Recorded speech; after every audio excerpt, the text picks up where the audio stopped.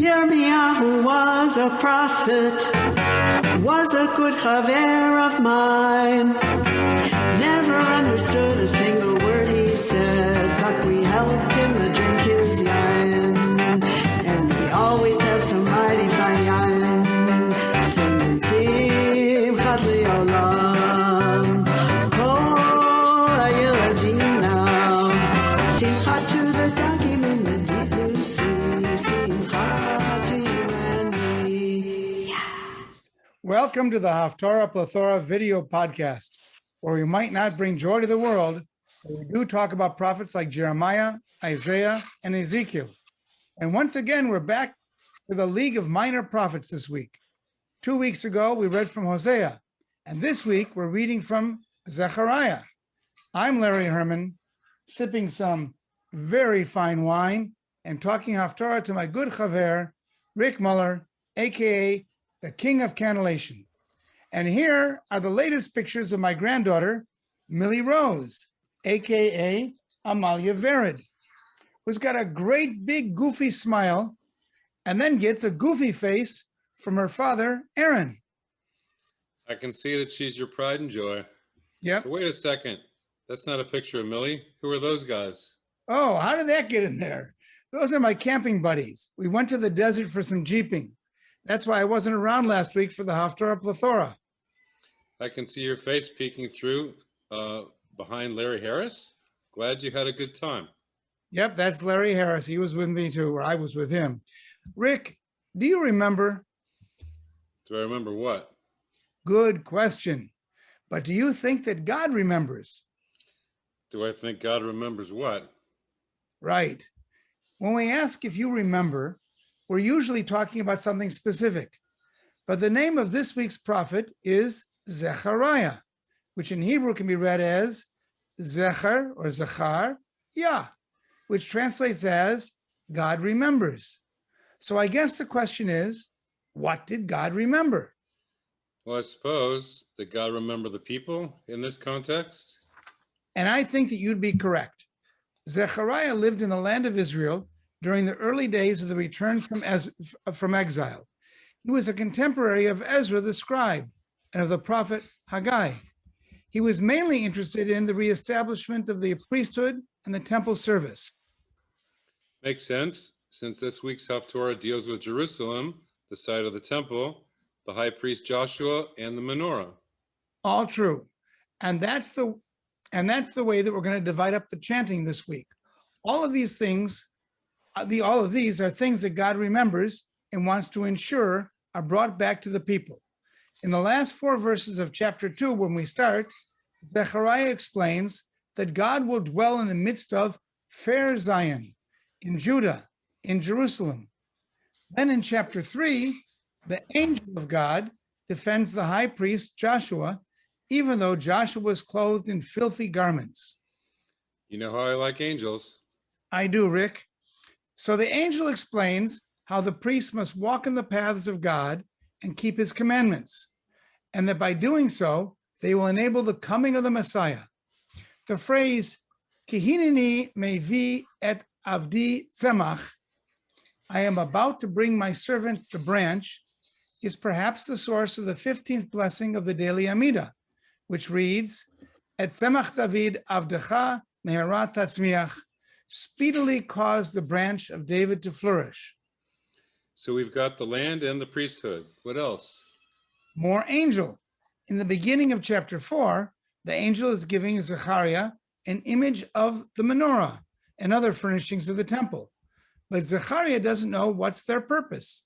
So the angel explains, using one of the most famous of all biblical verses, Lo b'chayil v'lo b'koach ki im bruchi amar Adonai tzivaot.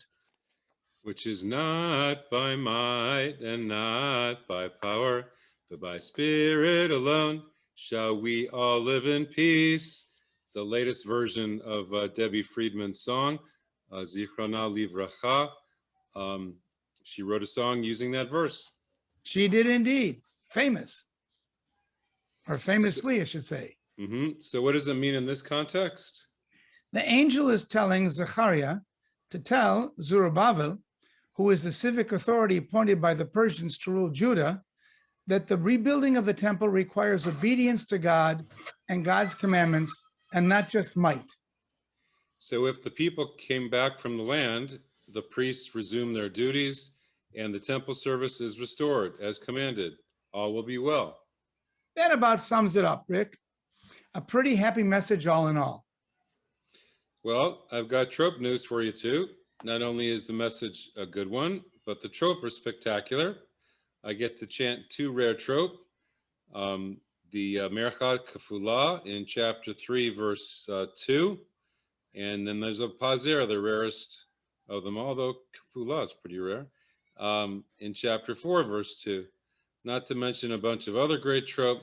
There's 7 Zakef Gadols, but I'll explain them just before I chant. So how about if we get started? Sounds great. Let me just add one more note. This Haftarah is also read on the first Shabbat of Hanukkah. Can you guess why? Because it talks about the menorah, duh. You got it. That was an easy one. Okay, so we'll divide the reading by chapter. The text is found in the Eitz Chaim on page 837. We'll start with chapter 2, verses 14 through 17, which talk about the return to the land. Then we'll read chapter 3 in its entirety, which deals with Joshua the high priest. And finally, the first 7 verses of chapter 4, dealing with the menorah and our Debbie Friedman song. Okay, so before I do the first part, the Zakef Gadol there in the middle shouts out to me, via Da'at. The translation is, then you will know. So what will we know? What do we really know? What is reality? That's what I'd like to say about that. And if that's you link, that's in verse 15. 15, yeah. And what we'll know is that Adonai Tzevaot Shalachani Elecha. He sent me to you. Right. Okay. Baruch atah Adonai Eloheinu melech haolam asher kitshanu b'mitzvotav v'tzivanu la'asok b'divrei Torah. Amen. Kamatz katan on the first word there.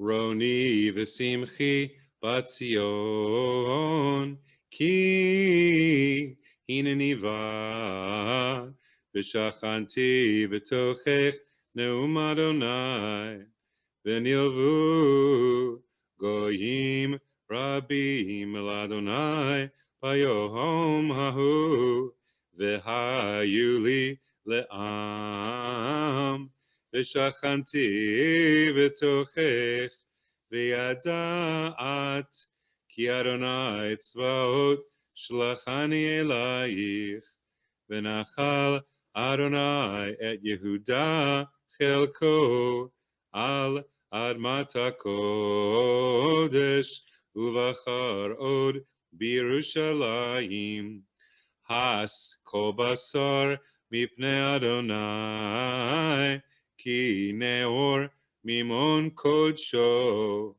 You know, Rick, I've really gotten to appreciate the Zakef Gadol, especially the way in which you do it. Thanks. And I know So that we got a bunch of them. We got 3 of them in the next chapter. Yes. So the next piece, if you link them together, and I'll get to the Merchat Kfula in a sec, but if you link them together, Omeid in the first verse of chapter 3, standing there, then Vihoshua, he's the person in this story standing there, but picture yourself, I'm picturing myself standing before God at the end of days, as it were, and Va'omar in verse 5, what would you say? He said to him, the angel says to you, so what would the angel say to you if you were standing there? So I like those 3 linked together like that. It's probably all in my head, but that's the way it is. And then verse 2, the Merchat Kfula on the word Zeh takes a very unimportant word. It just means this, but puts a really rare trope on it. Aharon ben Asher did, or the tradition did before him, to highlight the word this. This is the brand that's plucked from the fire. This is the saving remnant. And halo before that, with the dargah, behold, I'm going to sing it Mercha Kefula. I do two Tavirs. I've heard other variations of it. But one more thing on the word Zeh. In the story of Noah, when he's announced that he's going to be the one to save the world, Zeh there has two trope on the same word, which is really rare. It's in Genesis.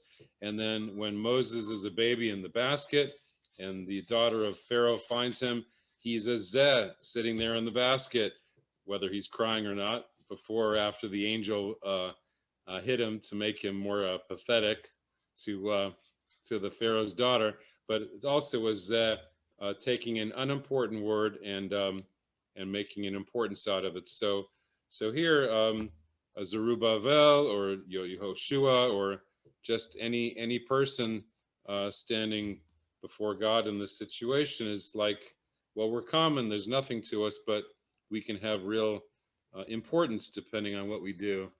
Would be Boy, Rick, my sermon on that. that's fantastic. You practically have the entire Torah memorized, or the Tanakh memorized. Just those three Z's, please. Yeah. All right, but I just want to. It's a great point. I want to point out the context of that verse, because there is an accuser. I guess the accuser would be like the Satan. Yeah, he's the accusing attorney angel, the prosecuting attorney. Right. He's accusing the priest who's dressed in Joshua, who's dressed in all these dilapidated clothes, and basically the defending angel is basically saying, spruces him up. He gives him new clothes. He spruces him up. But before that, he says, "Look, this is the brand. This is the tzemach who's plucked from the fire. So it's plucked from the fire. It's kind of burnt up, disheveled, but it's in fact going to be related to the branch of David." Yes. Yes. Okay. I'm all ready. Me too. Vayar eni et Yehoshua hakohen hagadol omer lifnei malach Adonai v'hasatan omer al yamino lesitno vayomer Adonai el hasatan yigar Adonai becha hasatan veyigar Adonai becha abocher b'Yerushalayim halo zeh ud mutzal me'esh Yehoshua haya lavush begadim tzoim ve'omed lifnei hamalach vaya'an vayomer el ha'omdim lefanav lemor hasiru habegadim hatzoim me'alav vayomer elav re'eh he'evarti me'alecha avonecha v'halbesh odcha machalatzot va'omar yasimu tzanif tahor arosho va'yasimu atzanif hatahor arosho va'yabishuhu begadim umalach Adonai omed va'ya'ad malach Adonai Yehoshua lemor koamar, a pronouncement. This is what he's going to say, a ger shaim. That happens a lot. See verse 8, same thing. Adonai tzvaot im bidrachai telech ve'im et mishmarti tishmor ve'gam ata tadin et beiti ve'gam tishmor chatzerai v'natati lecha malachim ben ha'omdim ha'ela shmana. Listen up. Yoshua HaKohen HaGadol ata v're'echa hayoshvim lefanecha, ki anshe mofet hema, ki hineni mevi et avdi tzemach, ki hine ha'evan asher natati lifnei Yoshua al evan achat shiva einayim hineni mefateach pituchach neum Adonai tzvaot umashti et avon haaretz hahi beyom echad Bayom hahu neum Adonai tzvaot tikreu ish l're'ehu el tachat gefen ve'el tachat te'ena. Wow, I just love that, Rick. I love the Gershaim. I love the Kadma v'Azlaz in there, and we didn't actually talk, and I have nothing to add about about both the crown that's placed on the head, but also on the Evan Achat Shiva Enayim. So the rock with 7 eyes. Yes, 7 facets, I guess that means. I don't know. Well, Something the like that. translation here is 7 eyes, but we'll leave that for next year to try to find a meaning for that. Okay, challenge the audience to come up with something. But I know you're going to have something to say about that pazer in the 2nd verse of chapter 4. Yes. But I just want to mention, I see that that's also got a little bracket among it, that we read it differently than it's actually written. Yes. Yeah, in the Eitz Chaim, the print is small. Vayomer, apparently there was a yud in the original text, but the rabbis don't want us to pronounce that like Vayomer or Vayomar. They want us to say Vaomar, and I answered instead of and he answered. So it's I guess it's obvious in the story. The angel is talking to Zerubbabel, and Vayashov the Zakef Gadol with a kamatz katan there. Vayashov, it becomes kamatz katan. Vayireni, he woke me up as a man woken from sleep. Again, my image is being wakened up from death, and your spirit goes up to heaven. And what will the conversation be like with the angel then? And the angel asks him, "What do you see?" Ma'ata roeh, and then he answers with a pazer. So it's a really intense moment, and he sees a lampstand. Okay, but that was his emphasis. This Zerubbabel. Oh well, he puts it into it's Zerubbabel, right? Not Yehoshua at this point. So right. So his emphasis is the menorah. Okay, and then the dialogue intensifies. Verse 4 starts with I answered, and verse 5 starts with he answered with a Talisha Gedolah. Then verse 6 is an Azla Gerish, and he answered. So the dialogue going back and forth is emotional, would be my interpretation. And then there's a Yativ on Zeh, again, that insignificant word. This is the word of God, so it becomes really significant. And here's your lo v'chayo v'lo v'koach that Debbie wrote about. And then more fireworks at the end, verse 7, the Dargat Severe. Who are you? The translation doesn't do it justice. Mi'ata means who are you? Not whoever you are, but I don't know. To me, it's just simple. Who are you? What kind of person are you going up to this Har HaGadol? But then it ends with the last Kef Gadol, shouts, Teshuot, shouts of beautiful, beautiful, like the ending of a movie and the credits come up. So I really like the way it builds like that. You know, Alter actually translates it as, what are you, great mountain? Before talking to the mountain? Oh, yeah. I get it as talking to the person. I thought so too. Yeah. Could be either way, I suppose. But I don't know what they're talking on the mountain for. A pretty powerful 7 verses to close the Haftarah, don't you think? Yes, sir. Ready? I'm all ready. I'm ready and anxious to hear you chanting. Vayashov hamalach hadover bi vayireni keish asher yeor mishnato vayohomer elai ma'ata roeh va'omar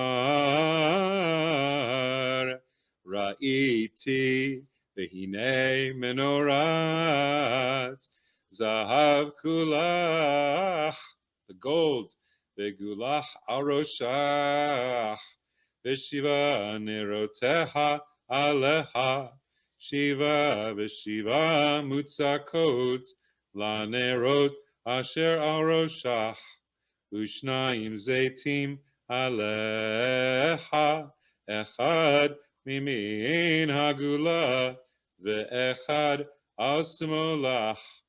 Va'an va'omar el hamalach adover bi lemor ma'ele adoni vayan. It should be on the yud, not on the vav. Hamalach, the angel gets emphasis. Adover bi vayohomer elai halo yadata Mahema ele va'omar lo adoni vaya'an vayomer elai lemor ze devar Adonai el Zerubbabel lemor lo v'chayil v'lo v'choach ki im bruchi Amar Adonai Tzvaot Miata Har Hagadol Lifnei Zerubbabel Lemishor Vehotzi Et Ha'even HaRosha Shuot Chen Lach. Beautiful, beautiful. Chen. Rick, that the trope just really adds so much to this Haftarah. Yeah. There's just so much there. We could go on and on. I just want to mention one thing in that verse, second verse, the 3-time repetition of Shiva in that verse we didn't talk about, and the connection between the 7 branches of menorah and the 7 eyes of the stone are something we're going to have to come back to either on the first day, the first Shabbat of Hanukkah, or next year on Parshat B'haalot'kha. Yeah, we'll do it at Hanukkah. We'll do it at Hanukkah. In any case, this has been great as usual. Rick, I love when you give the commentary right in the middle of your chanting. It's fantastic. Thanks. We want to give thanks to our technical advisor, our humor consultant, and our polywogamist, Norm Gar. And don't forget to write us with your thoughts and comments. Our emails are below. We wish you all a Shabbat Shalom and a happy Memorial Day. Have a great weekend. Happy weekend. Shabbat Shalom.